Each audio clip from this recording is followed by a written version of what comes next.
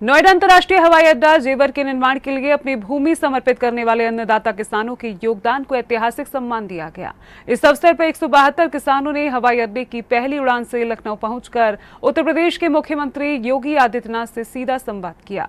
किसानों के त्याग और विकास में उनकी महत्वपूर्ण भूमिका को सम्मानित करते हुए ये पल क्षेत्र के लिए गौरवपूर्ण और यादगार बन गया। नोएडा इंटरनेशनल एयरपोर्ट जेवर से सोमवार को विकास और विश्वास की नई उड़ान देखने को मिली। पहली बार एक कॉमर्शियल फ्लाइट ने सुबह 8:30 बजे लखनऊ के अमौसी एयरपोर्ट के लिए उड़ान भरी। इस ऐतिहासिक उड़ान की खास बात ये रही कि इसमें वे किसान और श्रमिक सवार थे जिन्होंने अपनी जमीन और मेहनत से इस महत्वाकांक्षी परियोजना को साकार करने में अहम भूमिका निभाई है। लखनऊ पहुंचने के बाद किसान जेवर विधायक के साथ मुख्यमंत्री योगी आदित्यनाथ के सरकारी आवास पहुंचे, जहां मुख्यमंत्री ने उनका स्वागत किया और उनसे सीधा संवाद किया।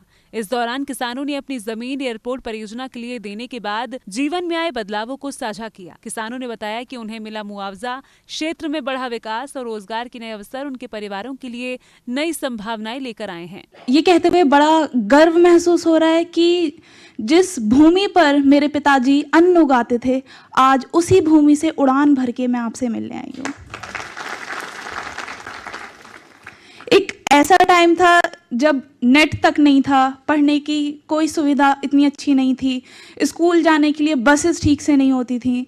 पर जैसे जैसे विकास हुआ, हमारे क्षेत्र में तरक्की बढ़ी, सुविधाएं आई, उससे ही मैंने नीट 2021 में निकाला बिना किसी कोचिंग के, और जो भी सुविधाएं थी उसी से लेकर। तो ये सब आपकी वजह से ही हो पाया है। बहुत बहुत शुक्रिया आपका। इसलिए मैं आपकी बहुत शुक्रगुजार हूँ और मैं चाहती हूँ कि आप भविष्य में प्रधानमंत्री के रूप में भी रहें।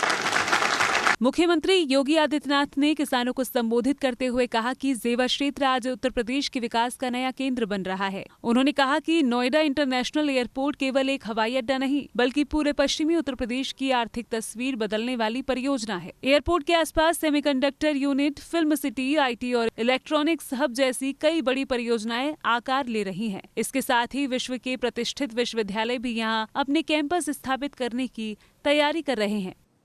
आज का दिन एक ऐतिहासिक दिन है।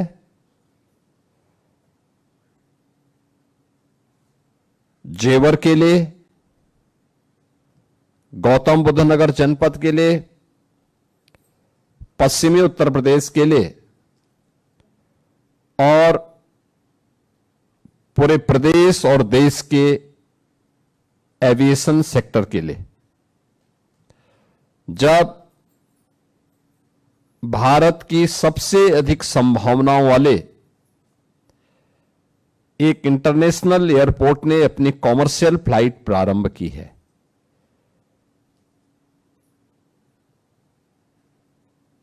इसके पीछे प्रेरणा देश के यशस्वी प्रधानमंत्री श्री नरेंद्र मोदी जी की, और इसमें योगदान आप सभी अन्नदाता किसानों का।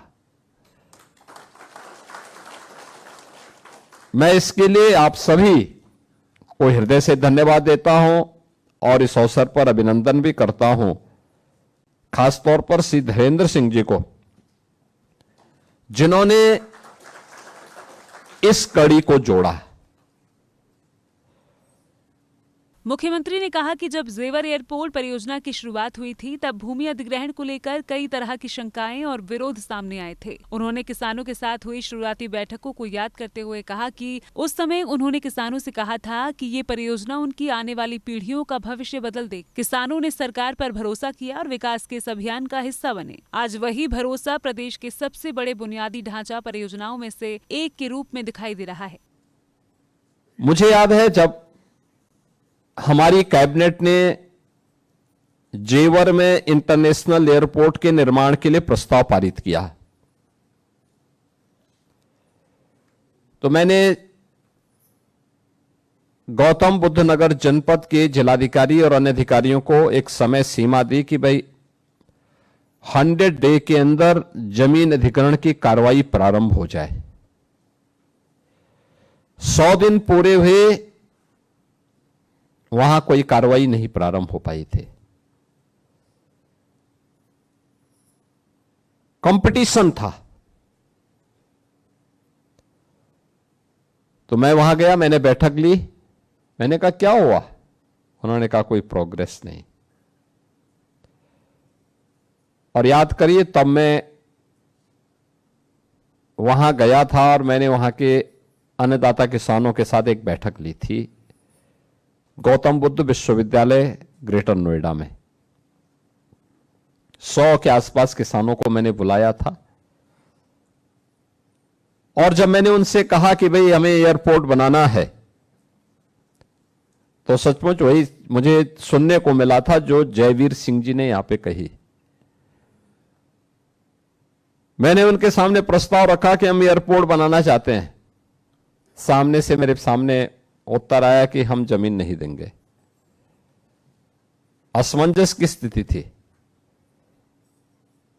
मैंने कहा हम लोग यहां पे विकास करना चाहते हैं। उन्होंने कहा लेकिन हम नहीं देंगे। मैंने कहा देखिए, आपको 1 घंटे का समय दे रहा हूं, यह एयरपोर्ट आपकी तकदीर को बदल देगा। आए हुए उन सभी बुजुर्गों से मैंने अनुरोध किया। मैंने कहा देखिए, विकास का मॉडल क्या होता है ये दिखाने का समय है, क्योंकि